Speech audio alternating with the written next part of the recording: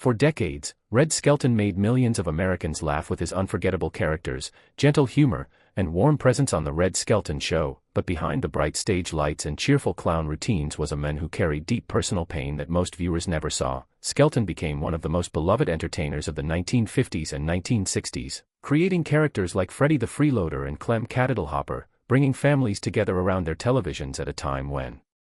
comedy was simple, heartfelt, and often innocent. Yet while he made audiences smile, his private life included heartbreaking struggles that shaped him profoundly. One of the greatest tragedies he faced was the loss of his young son, Richard, who died in 1958 at just 9 years old after a battle with leukemia, a devastating event that shook Skelton and his wife to the core, leaving emotional scars that never fully healed. And those who knew him said that although he continued to perform and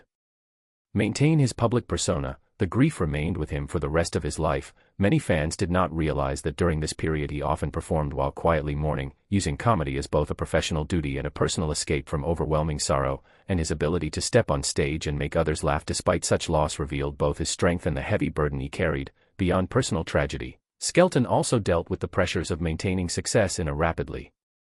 changing entertainment industry. As television tastes evolved and competition increased, and though he remained popular for years, adapting to shifting audience expectations required constant effort and resilience. He was also known for his deep patriotism and famously delivered an emotional recitation of the Pledge of Allegiance on television in 1969, explaining each phrase with heartfelt sincerity, a moment that resonated strongly with viewers and reflected his genuine love for his country.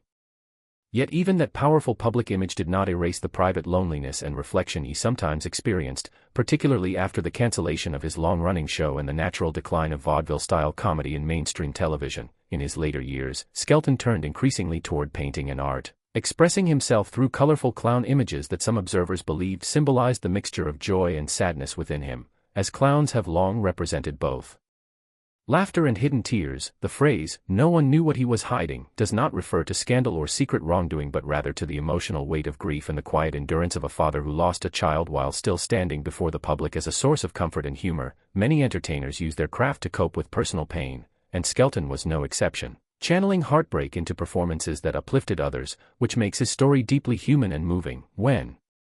looking back at his life, it becomes clear that the laughter he gave to America came at a personal cost, shaped by profound loss and perseverance. Rather than diminishing his legacy, understanding the struggles he faced adds depth to his achievements, showing that behind the painted smiles and comedic sketches was a man who understood sorrow intimately yet chose to spread joy anyway. In the end, Red Skelton's story is not about dark secrets but about resilience, faith, and the remarkable